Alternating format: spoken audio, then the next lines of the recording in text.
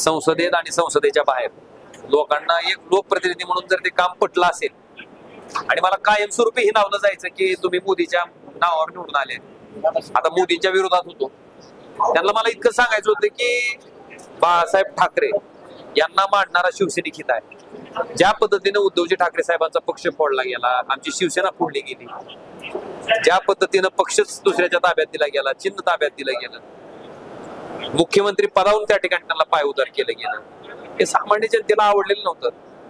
तुम्ही ईडीची धाड टाकता, सीबीआयची धाड टाकता, आयटीची धाड टाकता, तुमच्या बरोबर आलं की सगळं म्हणजे वॉशिंग मशीन मध्ये धुवून घेतल्यासारखं.